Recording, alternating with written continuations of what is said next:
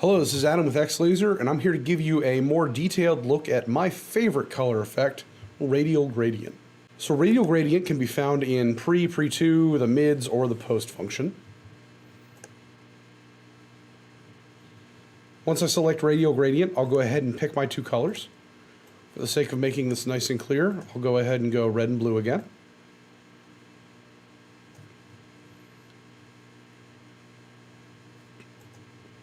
I'll also bring this down a little bit just so that you can see it a little more clearly. There we go.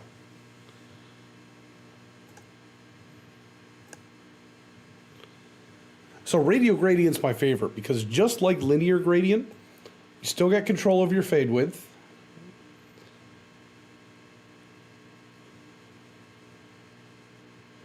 You still get control of your offset.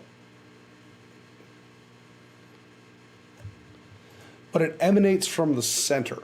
So you have one color in the dead middle of the pattern, and then it explodes out into the second color. This allows you to do some really neat dynamic effects just by moving everything in and out of where that is, or just have this really smooth feathered look by using it as one of the pre-gradients. One of the really neat effects with this is that you can actually move where the center is. So if I come here, I can actually chase that gradient through.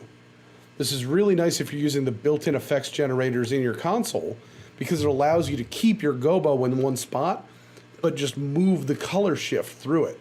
So if you were trying to do a sunrise or something like that. As an example, let's go ahead and do that sunrise. I'll go ahead and do this bright yellow in the middle, and then I'll do bit of an orangish red on the outside. There we go.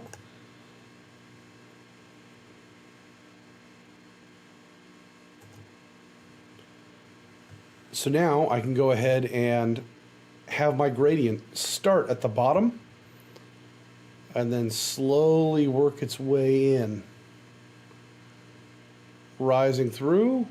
And now the center of it is over our pattern. Again, gradient sweeping through very smoothly. I'm going to decrease our fade width just to make it a little bit clearer, even though it won't look nearly as cool.